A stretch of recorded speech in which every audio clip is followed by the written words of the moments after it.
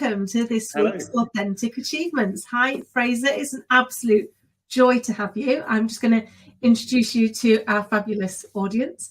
So I'm joined today by the lovely Fraser Duncumb, who is the CEO and co-founder of Wotter, a platform that gives companies the ability to track and improve their employee engagement initiatives. What I love about your story, and I know we're going to dig into that, is that you actually came up with the idea of getting involved with this when you were practicing as a violin maker and realized from your own solitary experience that you've got a growing fascination for what makes environments work and helps people really harness their power of who they are and how can they be the best that they can be. And that's kind of driven your belief that every person can become the most exuberant, talented and productive version of themselves if they're given the right conditions, which I absolutely adore. And by empowering companies to learn and replicate the conditions, you can actually recreate that and allow people to really have that experience that allows them to be their best selves. So it is an absolute joy to have you along. I'm going to say no more, but to ask you if you'd share with us, please, a little bit about your journey so far. Yes, grateful to be here. Thank you. It's an interesting one. People when they find out that I trained as a violin maker and made violins and various other stringed instruments, it was everyone, so romantic, sounds amazing. The reality is not quite the same. The reality is it's a sort of cold, dark workshop on your own all day, every day. Maybe a friend might pop round, but really you need to crack on. So I found what I started to do was look at that sort of environment and whether it was the right environment for me. And the reason it all kind of came to an end was that I realized I needed to be in an environment with other people. I needed to be talking to people. I needed to be empowering those people, and also letting that kind of empower me. So I had a stint in recruitment, which was fascinating. Sort of great fit in many ways for me, being interested in those sort of environments and where people were working and learning and existing. We spend more time at work than we spend with our partners. And so that if hearing very honestly what people thought about their work, that was the fascinating bit of the job. The annoying things, I spent far too much time doing that and not enough time placing candidates. So I was successful, but I was not not the best recruiter in the world by any stretch. And so then I moved into a position as a sales manager, working with an outbound team for a workwear company.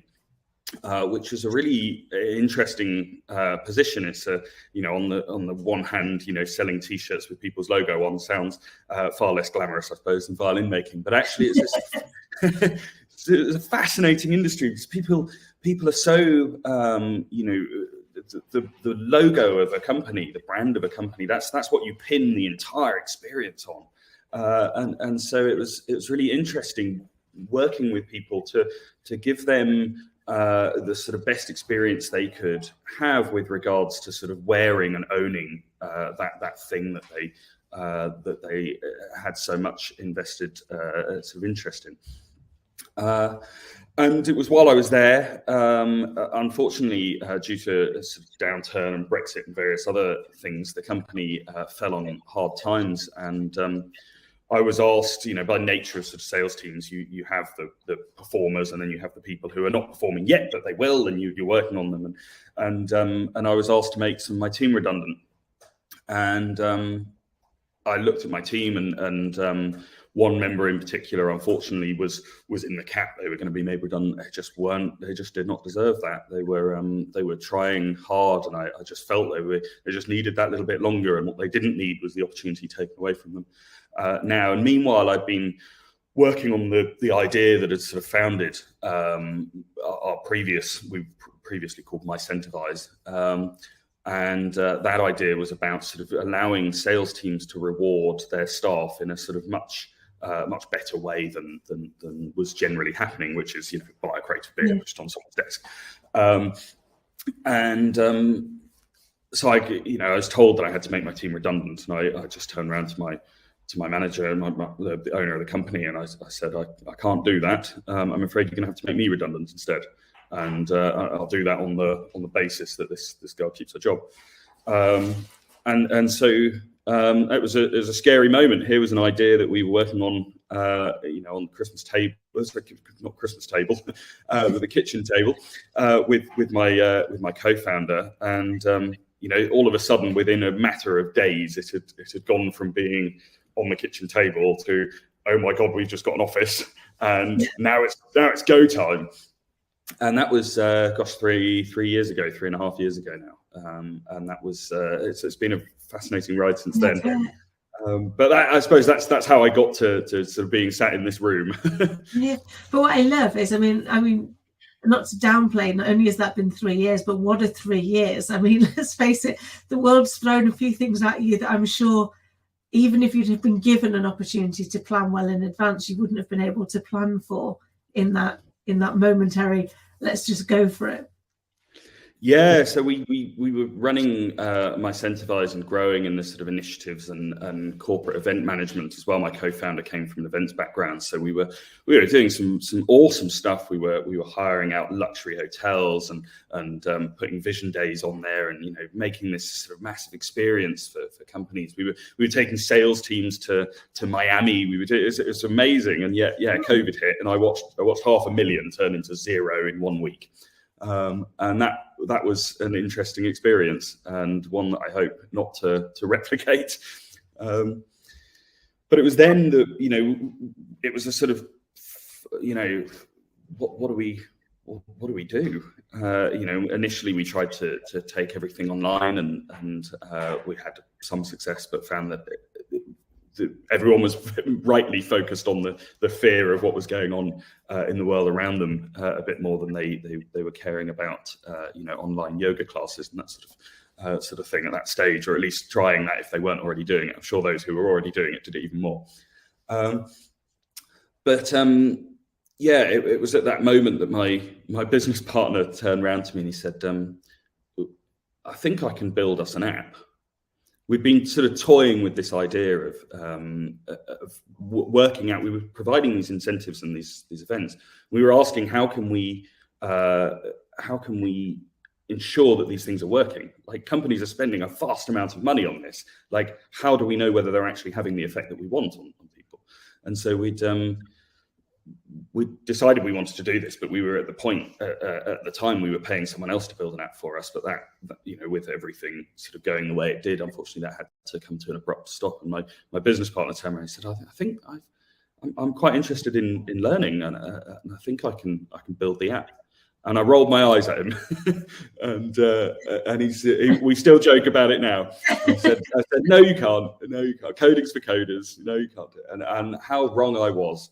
And I've always had a sort of obsession with learning. I've also always believed that coding was something that coders did, and so now we have an app, and it was built by Paul, the co-founder, and then I learned to code, and then another member of the team learned to code. And, we just bought some courses online, and that was how we spent our lockdown, is just learning. And we've been lucky to be able to speak to some incredible people in the industry, ex-Google people, all sorts of amazing people, and run past what we're doing, and so we think we're on a pretty good line, and people have been telling us we are with the code. So it's just been a whirlwind experience, and it's I couldn't. At times, I just want it to stop. Right, like there are times you wake up in the morning, it's like, can this just stop for a minute? Can we just stop? And then it doesn't. And then I think to myself, I don't think I could do anything else. Like, this is it. This is why I get up. This is why things happen. That adrenaline rush, isn't it? When you know that you're living your purpose, and I get it. There are moments, I think, in all of our lives where we're like, stop the world, I want to get off just for a minute. I'll get back on again. Yeah. Please just let me get off for a minute. I'm dizzy. But it's when what you're working towards is aligned to your purpose. It's something that you're passionate about. That I often say it's not just your why, and I love Simon Sinek and his start with your why. For me, it's not just your why, it's your who, because sometimes the why's there, but knowing who you're doing it for gives you that extra incentive when things get tough to go, right, okay, if I had to say this is no longer important to me, how would that land? It never lands well when you know why and who you're doing it for. So you kind of, it gives you that energy, doesn't it, to kind of take the next hurdle, to kind of brush yourself down on the, 500,000 to zero. That's got to have been a very sobering moment. Yes. To put it mildly. Very mild. But I guess the thing that we know from most of the self-made millionaires in the world is a lot of them have been bankrupt. They made the biggest mistake of their life, but they learned from it. But what they didn't do was say, that's it, towels in. They were like, okay, this is where we brush ourselves down. It's where we dig in and find some resilience. And it's where we try and find something else. What we don't throw the baby out with the bathwater and go, okay, what bits can't we do anymore, but what bits can we do? And what new ideas does that augment? And it sounds like you and your business partner were really successful in being able to get yourself into that mindset and that frame of thinking. Absolutely. And I think it's totally true in my case. Bankruptcy was an option. It really was an option, and we'd sunk a lot of money into the company, and we were just at the point where that 500,000 looked fantastic. We're 1 year in. It's such an amazing sort of position to be in. It's almost like you can feel the thing taking off, and you're just holding on. And the thing that saved me from that was the team. Just the group of people that we had around us, both Paul, but also the team we had at the time, and the team that I'm lucky to have now, and just that pulled us all through. It's not me, I'm one person. I have a limited amount of sort of control or influence here. It's that team, and it's Paul saying, all right, I'm going to learn to code. And then it was Jamie going, I'm going to do that too then. And he went into web design. Paul went into mobile design. I've gone into data engineering, which I've got a little bit of an interest in from a mathematical standpoint already. So it's a great sort of situation that I'm just so grateful that I didn't have to experience that low. No, but your own low anyway. But that coming back from it, my nan always says every day's a school day, and bless her, I've learned that she's right. And I managed to, similarly in lockdown. Lockdown happened. I've got a 5-year-old. She was clearly 2 and a bit at the time, and you're like, well, what do I do? I best go and learn some new skills. And I managed to get myself the reputation of being a tech nerd, because a guy I know who runs a tech company rings me up to find out what apps I've found now. Right.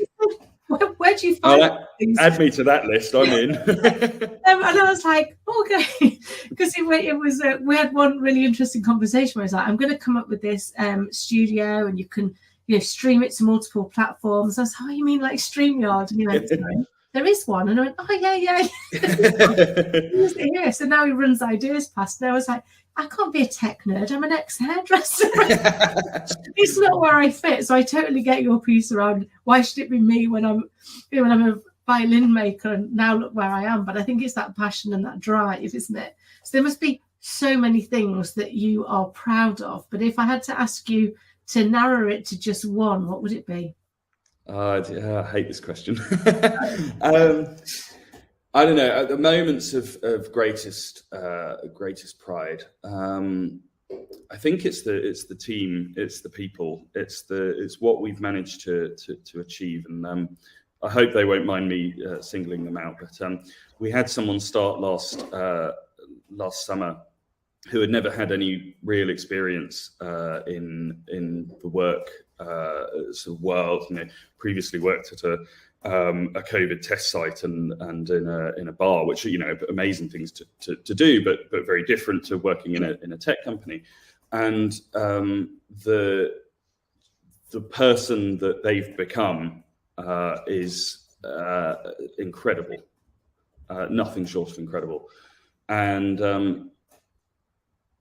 that's it up there. That's really up there, and I'm so grateful that that it's not an isolated incident. I was speaking to a chap in a bar one evening when I was working as a sales manager, and he said, "What do you do?" And we spoke, and he said, "Can I have a go?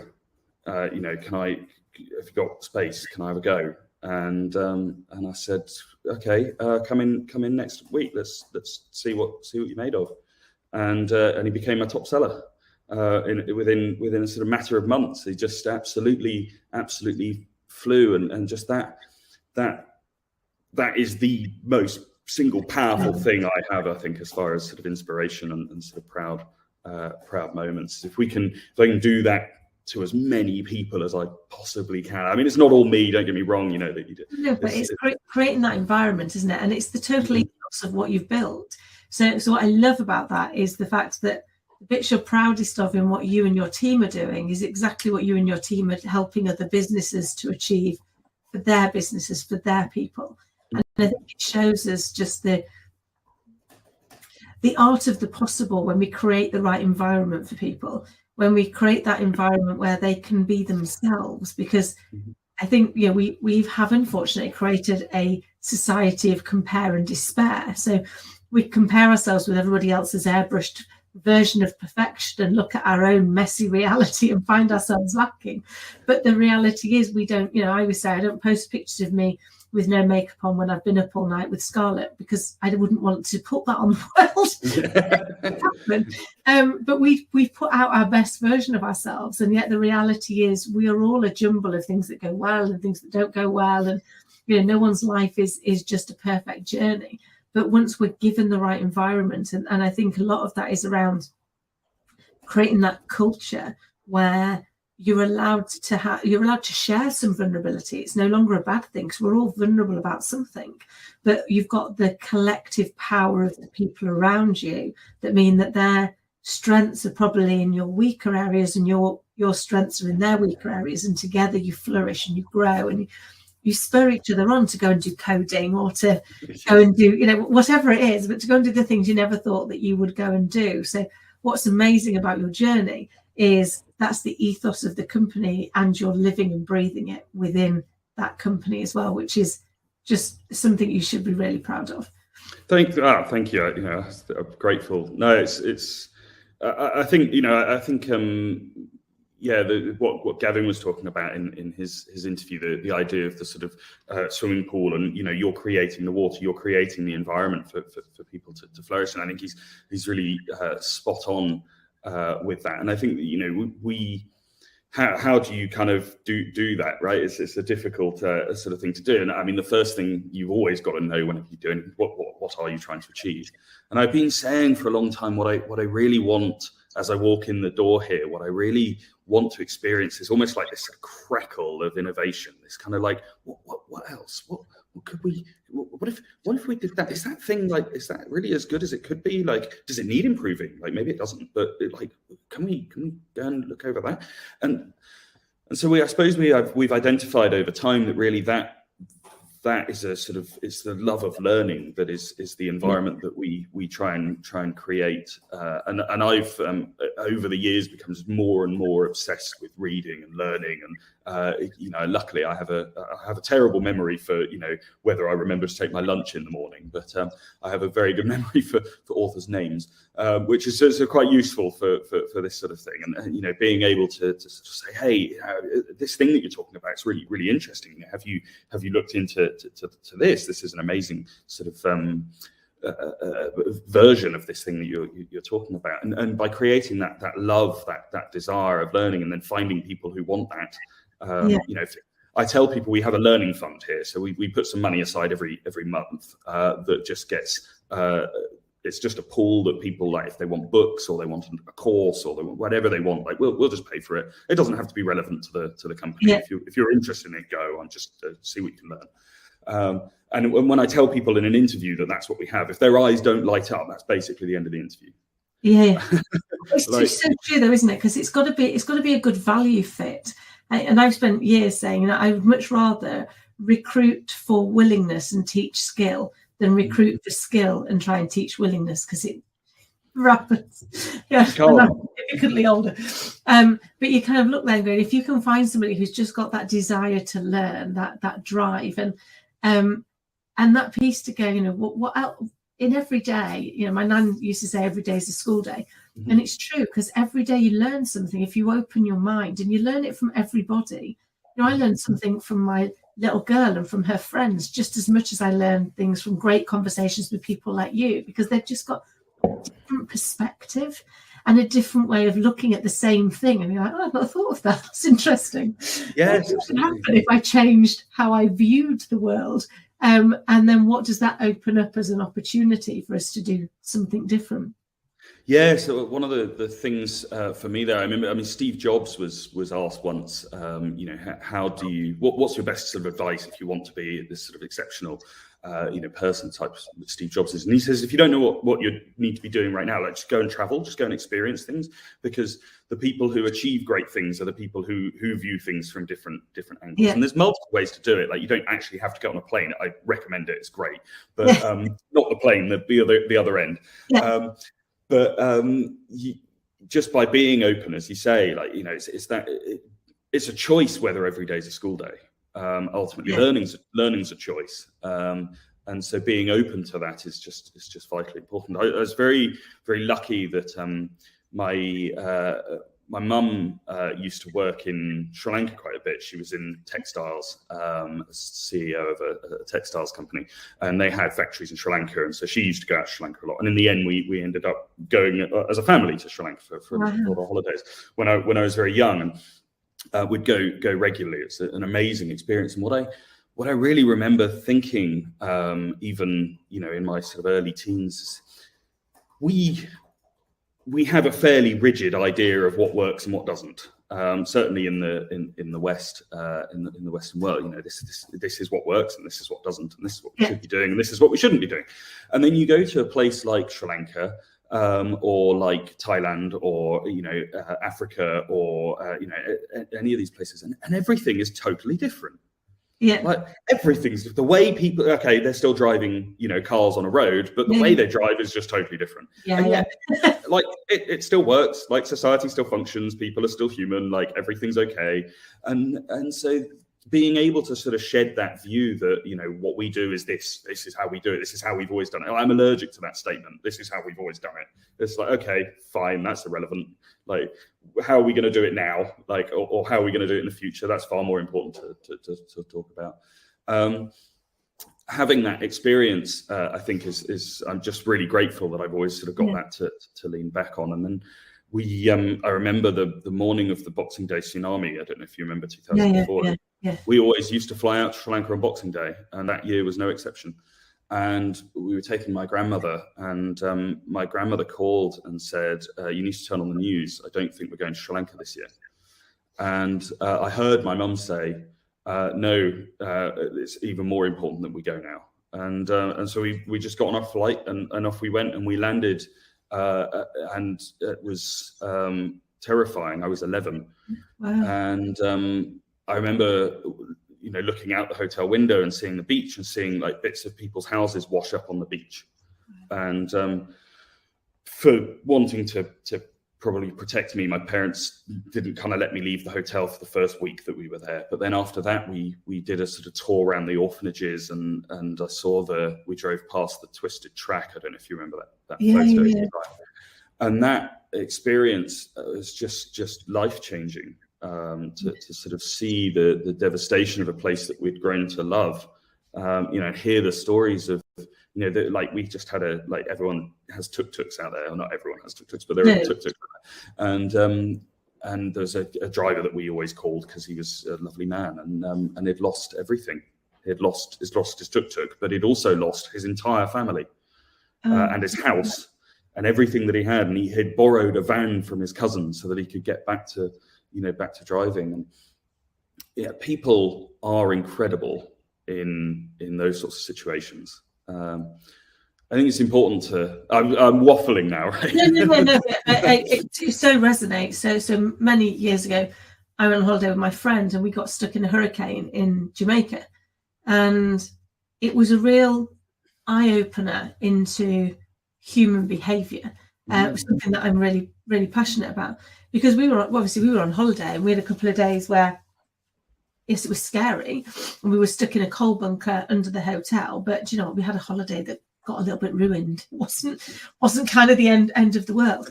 And yet for the people that lived there, they lost family, they lost friends. And I vividly remember being at the airport waiting to come back. They were now evacuating as the hurricane had passed. And some of the other holidaymakers were getting really aggressive and very angry because their holiday had been ruined and what they expected. And none of the shops were open. There was no air conditioning, and there was an exec lounge. And they'd gone in and they were really kicking off at this woman. And she was saying, I can't help you. I've got no clean glasses. If you've got a bottle, if you've got a cup, I'll get you a drink, but I can't. I've got no other way of helping you.